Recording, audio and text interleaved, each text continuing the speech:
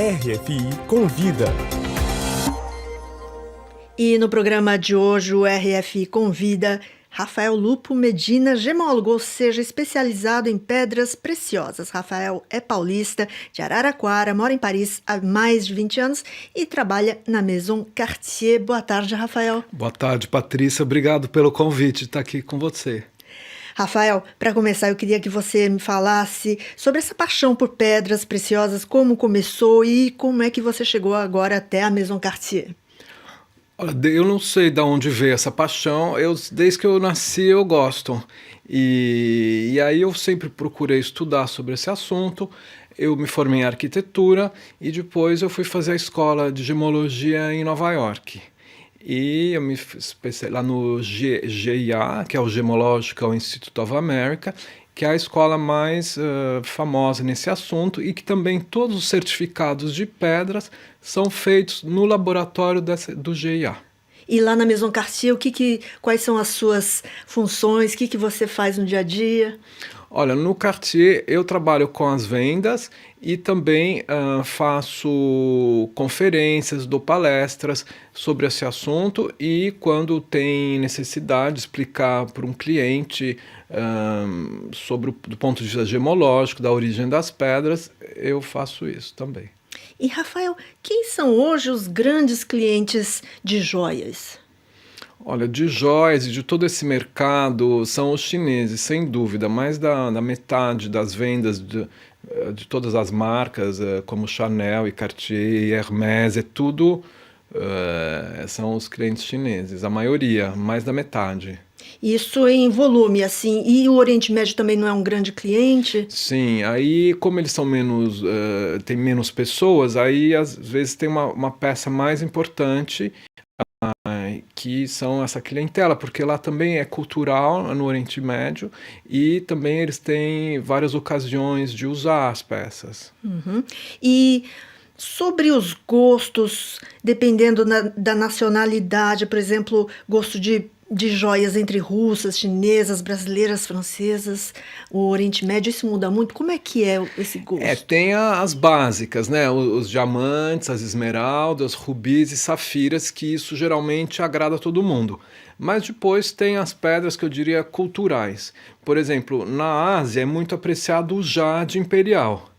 No Brasil tem a famosa turmalina Paraíba, que vem lá da Paraíba, lá no Nordeste, mas que, sei lá, para uma pessoa da Dinamarca ou da Indonésia não vai dizer nada aquela pedra. Uhum. Então é uma coisa de gosto, de cultura. E as pedras brasileiras, elas são bastante procuradas pela joalheria internacional? Sim, várias, sim, são muito utilizadas. No Brasil a gente tem praticamente todas as pedras, exceto rubis e safiras. Todas as outras nós temos, e aí depende tem joalherias que são mais coloridas, então usam mais as nossas pedras, outras mais clássicas. Então, depende, não é muito de moda a pedra. O que muda, na verdade, a moda é o design.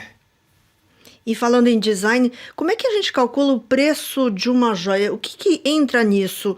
A pedra, a montagem, como é que se chega a esse valor de uma joia? É tudo isso, Patrícia. Tem a pedra em si, depois tem quem fabricou a peça, quantos exemplares foram feitos, se são peças únicas, feitas por uma grande joalheria. É claro que aquela pedra vai ter tudo isso em torno que vai ajudar a acrescentar o valor da peça. E as pedras, desculpa, mas as pedras, assim, elas parecem iguais, só que apenas no laboratório, analisando, que pode as diferenças serem vistas e o valor muda muito, apesar da aparência ser igual. E assim a montagem, por exemplo, uma pedra que pode ser trabalhada por um joalheiro experiente, não? Como é que você faz uma analogia com a alta costura, por exemplo, um tecido, uma pedra, assim, a matéria-prima? Pode ter uma pedra maravilhosa, por exemplo, uma safira. Aí, se você der por uma pessoa montar, a montagem pode ser que vai ter muito metal, não vai ser tão leve, vai ter o acabamento também não vai ser o mesmo. É igual você tem um tecido. Você tem um tecido exclusivo se você mandar fazer o vestido no Dior, vai ter um acabamento, vai ter um design, e se você mandar fazer numa costureira lá de Araraquara, não vai ser igual. Então, tem as duas coisas. Tem a matéria-prima, ela mesma, depois tem todo o que vai em torno da fabricação e do acabamento. E existe moda, tendência em relação a pedras preciosas? Se existe, qual é a tendência atual? Olha, a moda existe, vai, por exemplo, eu no século passado, nas joias Art Nouveau, usava muito opala. Essa pedra não é muito utilizada hoje. Eu acho que o que sempre vai ser o clássico é sempre os diamantes. Isso não tem nacionalidade, não tem época, fica bom para todo mundo. E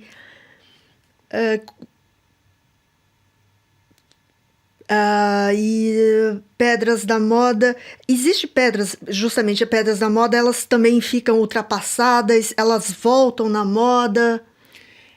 Tem algumas que voltam, mas aí em alguns países. Ou, por exemplo, a tal da turmalina Paraíba, ela virou uma pedra da moda porque ela foi descoberta há uns 15 anos atrás, então ficou uma pedra da moda. Aí depois as minas pararam de produzir, então elas ficam mais raras e mais caras. E então a moda depois tem outras pedras que às vezes a gente não encontra muito, mas eu não diria que tem muita moda de pedra, é mais o desenho. Obrigada, Rafael Lupo Medina, que foi o nosso convidado de hoje, gemólogo que trabalha na Maison Cartier, aqui em Paris. Obrigada, Rafael. Obrigado, Patrícia.